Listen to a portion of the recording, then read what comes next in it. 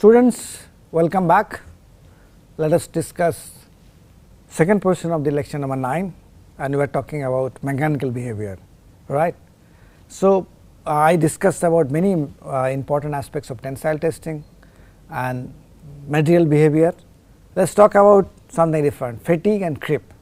Fatigue is what? Loading, as we talked about it, tensile, compressive or shear loading is uniform. That means either unidirectional, uniform. But in real life, do you think loading will be like that? No. There are a lot of things. Let us talk about aircrafts. In a plane, the wings undergo cyclic loading cycle, compressive tensile, compressive tensile, compressive tensile loading cycles. Or vibration of automobiles, compressors. We always use air conditioners, and air conditioners have compressors. Compressors also undergo this kind of loading. Pumps, similarly, swaying of building or bridges, they also undergo a loading cycle. So, therefore, we need to discuss about that, because real loading is different from what you do in the labs. Real life loading may be cyclic, and loading cycles affect material behavior. So, this is one picture taken from again George Dieter's book. As you can see, this is a keyway in a shaft. This is a keyway actually. The top portion is a keyway. Okay, this is a keyway, and you can see there is a crack.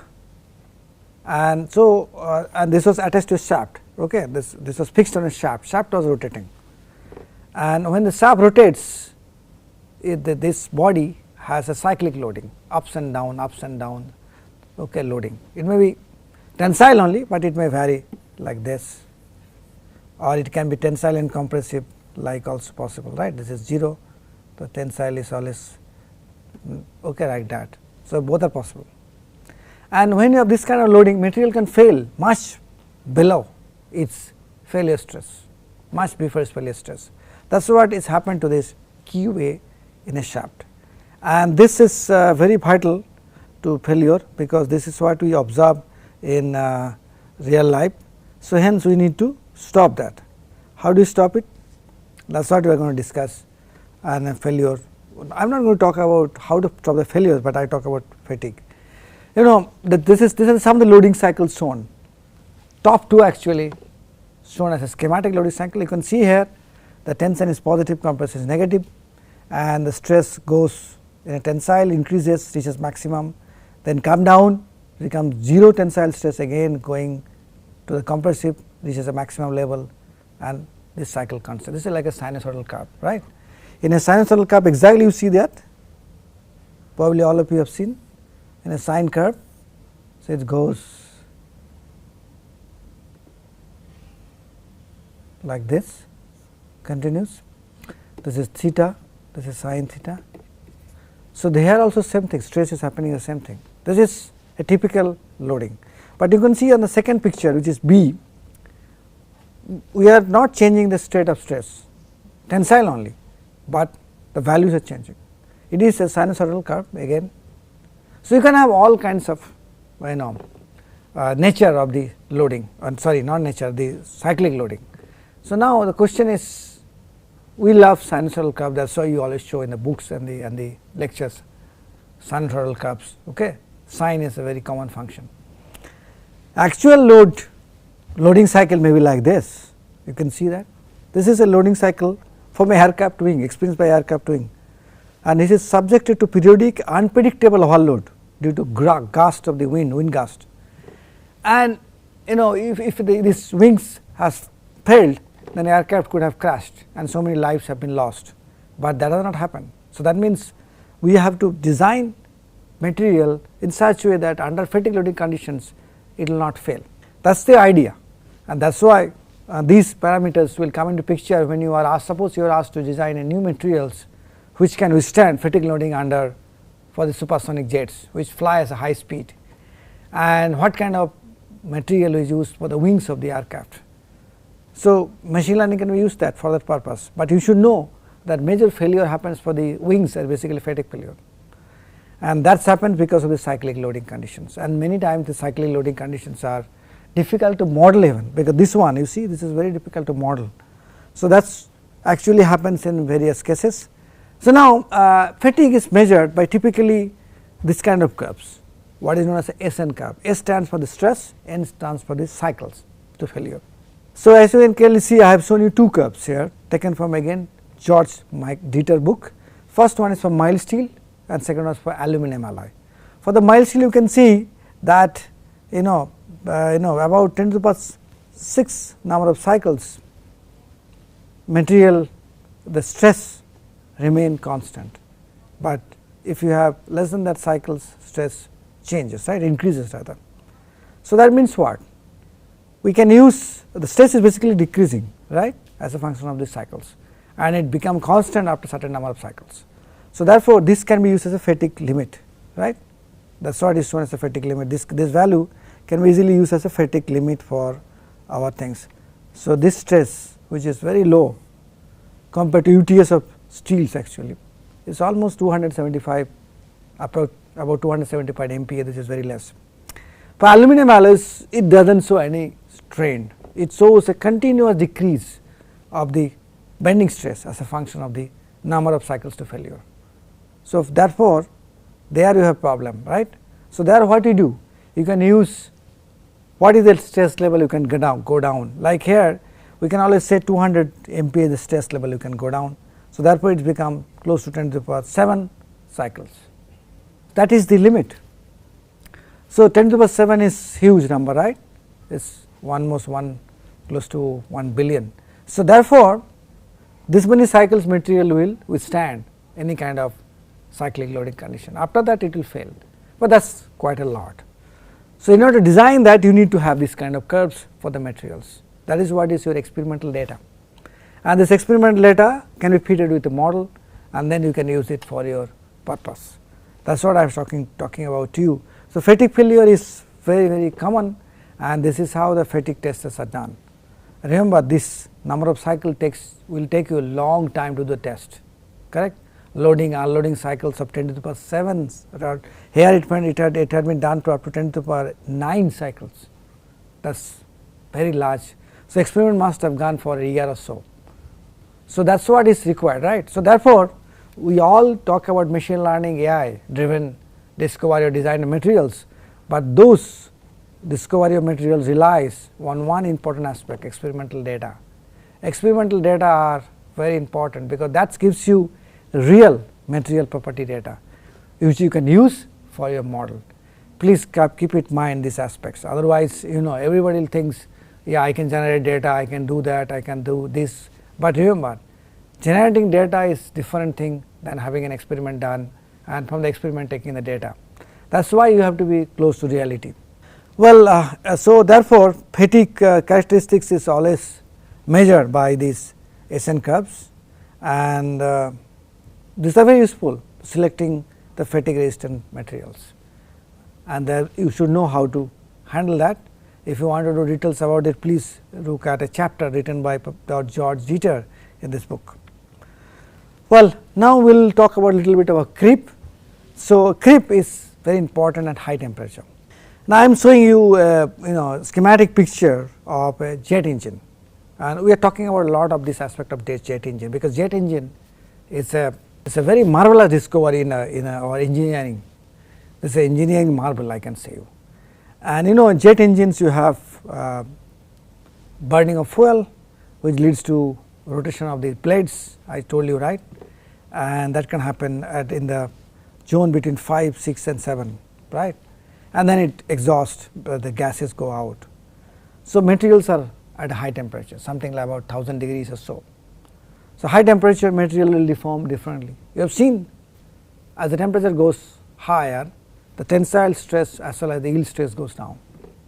So, therefore, we have to know what will happen as a function of time when the stress is, as the tensile UTS and the yield stress have been reduced quite a lot, and what will happen to the material as a function of time. That is what is the creep. Creep is a time dependent deformation at high temperature under certain loading conditions.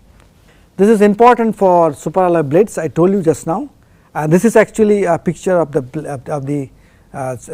blades. This is a stator on which the blades are mounted. You can see so many blades are mounted, and these are single crystal superalloy blades. One of these two are shown here on the surface. Okay, remember this kind of engines are, we can see when you fly in aircraft always. So these blades rotate at high temperature. Look at the gap between these these blades and the outside stator. There is very small gap is retained, because hot gas which is impunged or which is basically flowed on these blades cannot be allowed to come out, because there you will be losing a lot of heat, and that will reduce the efficiency of the engine.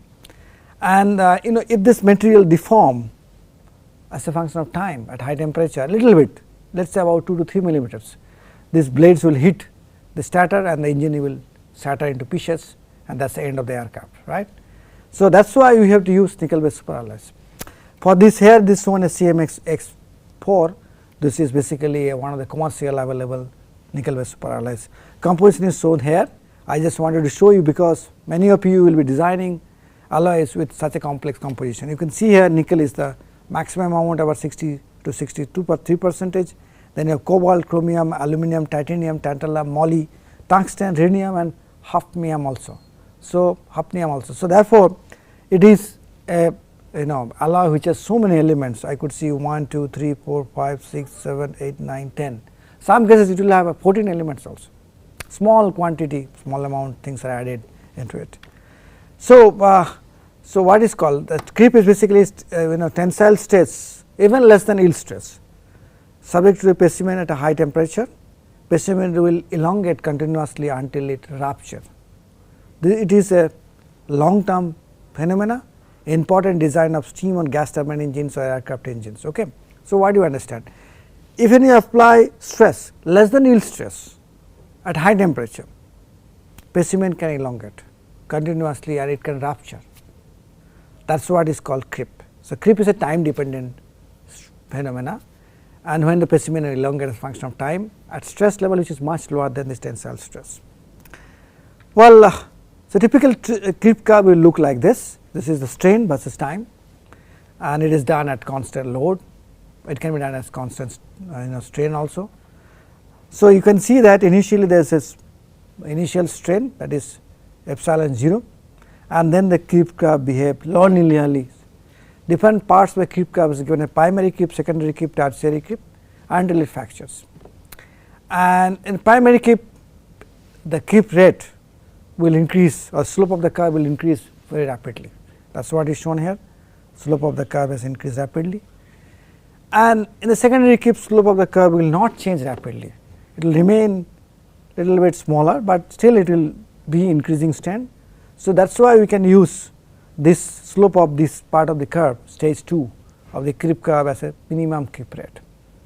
And tertiary creep is just rapid increase of the creep rate, which is something which is never, and we do not want a material to go to the tertiary creep and after that it fails or ruptures basically.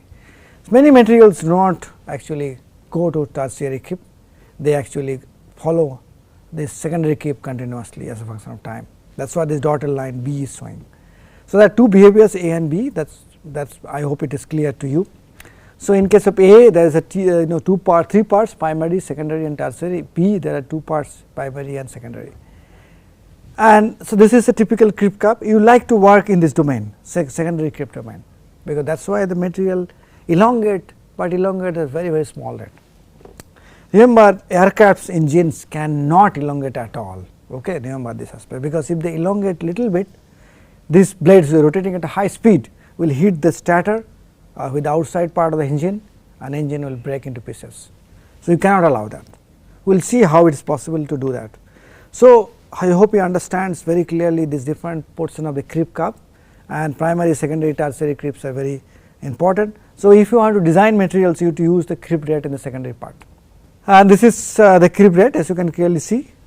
First stage has a decrease of creep rate, obviously slope is slowly decreasing, initially it is very high.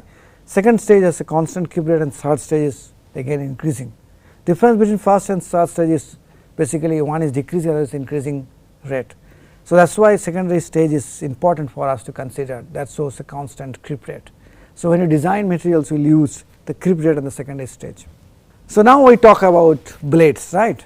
So, it has been found that at high temperature deformation happens because of the grain boundaries sliding over each other. That is a predominant mechanism of deformation. So, there are other mechanisms of deformation also. I am not going to talk about details of that, because this is not a course on mechanical behavior.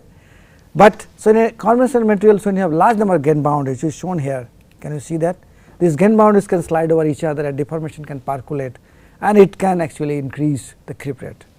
But on the other hand, if you use a single crystal, there is one grain, that is what is shown by this white micrograph, a single grain, and then there will be no grain boundaries, or there will be only one grain boundary rather. So, that one grain boundary cannot slide over each other, right. This is only one piece. So, therefore, creep rate will be very small, or basically insignificantly small. That is why all these superalloy blades are made up of single crystal nickel aluminum superalloys. That is a novel technology, and this is how it solved the problem of jet engines. Let me tell you, this is a massive or rather excellent example of how materials technologies can lead to drastic technological advances or disruptive technological advances in the field of engineering. So, how does the microstructure will change? Well, at the beginning of the creep, you can see some dislocation activities, not much. These are the grain boundaries, these things are grain boundaries, okay. Some dislocation activities in the grain, nothing much happens. But just before the fracture, you see all the grain boundaries have been has cracks.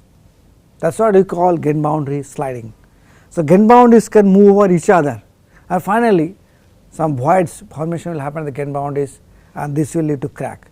Remember, this test was done at 1000 degrees Celsius temperature at a stress level which is very low, 110 MPa, and this is something which is widely observed in different materials, that the failure happens by cracks at the grain boundaries.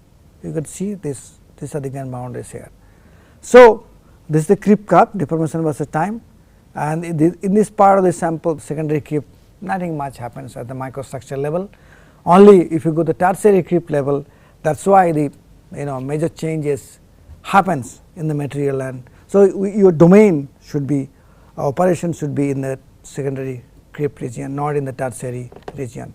That is you must remember always, and that is why the creep rate remain constant. Well, I will talk about a little bit about not only the mechanical behavior of material, but also living cells. As you know, living cells like many of the viruses or the bacteria which attacks us also has important concept. This work is taken from the work of Bao and Subra Suresh, which is published in Nature Materials long time back. I see the strain, this is called elastic modulus versus length scale. For metals and ceramics and polymers, elastic modulus are pretty high. Metals it can go up to 10 to the power 6, and ceramics also, but polymers a little bit lower, 10 to the power 2, 10 to the power 3. But living cells, the modulus is very slow. In fact, it is taken from -2 to -4 MPa. That is very small. So, they can deform very easily, right. So, what happens then? Let us take a cell or amoeba, and if you put a kind of a AFM, atomic force microscope things, and you can apply a force onto that, material will deform. Or you can put a bead, attach a bead to it, and there are two beads attached on the sides, and then you can apply laser beam, then you can extend also. Or you can actually have suction to the pipe, which is called micropipette aspirations. By all these things you can deform cells or living cells very easily. So, what happens actually? So, this is a new device, we cannot use optical UTM here, which is called optical tweezer. So, as you can see, there are two beads here, and if you have differential optical pressure because of laser beam, then this optical tweezer will move away from each other, and this will lead to elongation of the cell. And by doing a proper calibration between these movement of these tweezers or movement of these beads, we can measure the stress, and you can do that. And this whole experiments can be done in a optical microscopes, which a CCD camera, as you can see there. And you can use the laser beams like this, 1.5 watt diode laser beams can use to do this. So, what do you see? You see this. So, this is force versus extension curve, load versus extension, and this is for the DNAs. So, as you can see here, initially there is a linear portion. I will not say completely linear, but there is a semi-linear portion where deformation was very behave on almost like a straight line path, then there is a nonlinear things happens. This is not same as like in metals. In metals, what do you see? In metals or ceramics, what do you see? You see a different behavior. You see stress versus strain is just like this and then this, right? But here it is basically opposite. It is behaving in a different way. Here, if I have to draw in a different color, so here it is like this, then this. So, this is for DNA, deoxyribonucleic acid, and they get stretched, and look at the force level, it's piconewton. Pico means 10 to the minus 12, right? That is what is the mole forces can be applied, and this technique allows you to do that. And extension is maximum 2, fractional extension compared to the length, initial length, right? So, this is something you see there. This picture, this video shows for malaria virus, and this is for malaria virus, which is very living, and you can see it can deform very easily. That is why malaria virus can go through our arteries very easily along the blood cells and attack the RBC or red blood cells.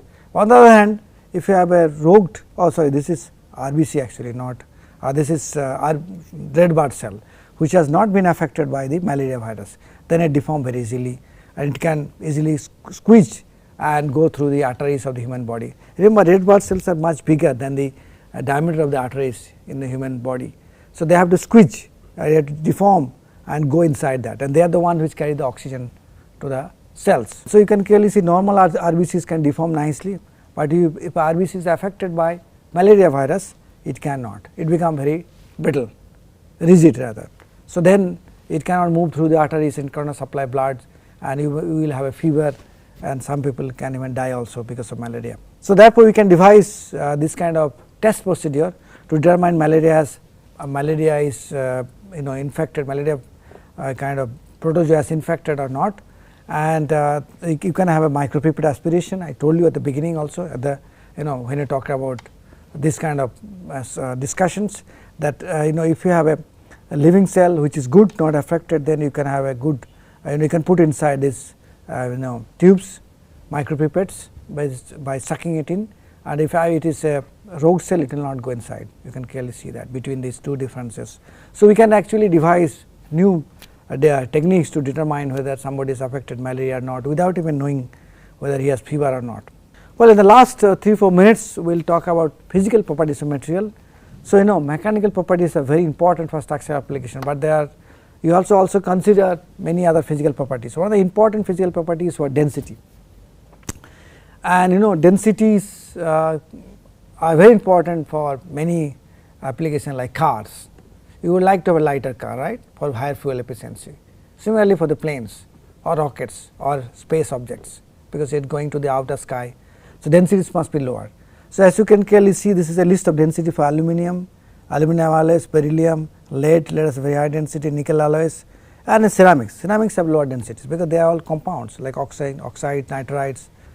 Okay. And then I show you the melting points. Aluminum has very low melting temperature, 660 degrees Celsius temperature. Steels have a melting temperature of 1371 to 1532. Magnesium has a melting temperature even lower than the aluminum. So, titanium has a melting temperature of 1668. This data you will get in literature, but if you want to do a machine learning based model, sometimes you require to know the melting temperature, density, specific heat, thermal conductivity. Metals have very high thermal conductivities compared to ceramics, no problem as such. Well, you can have also other properties like coefficient of thermal expansions for metals is normally very high. For ceramics or natural rubber, other things is very low. See, for glass, look at the thermal expansion coefficient is very low, almost close to 1, 10 to the minus 6, right. For rubbers and for basically polymers, it is high, it is much higher, almost 100, 180, 200, 220 like that. You can see the values here very clearly. That is what you get when you see this tables. So, this data you will get in many source books. The best one is Metals handbook, metal handbook actually. That provides you a lot of data. In many cases you need this data to model, that is what I want to show you. Well, other than that, there are many other things like specific heat, thermal conductivity, you need to have that when you want to design something for like for heat sink for in the computers, what kind of things you will use it. So you need to know all these parameters, all these important parameters as a design of materials. I don't want to talk about these aspects, which we will discuss when you talk about material processing by casting, but these properties you must have a good sound knowledge if you want to design materials. So let us stop here for the lecture number 9, and as we get back to you next lecture we will talk more about other properties which are important for your modeling. Okay, thank you.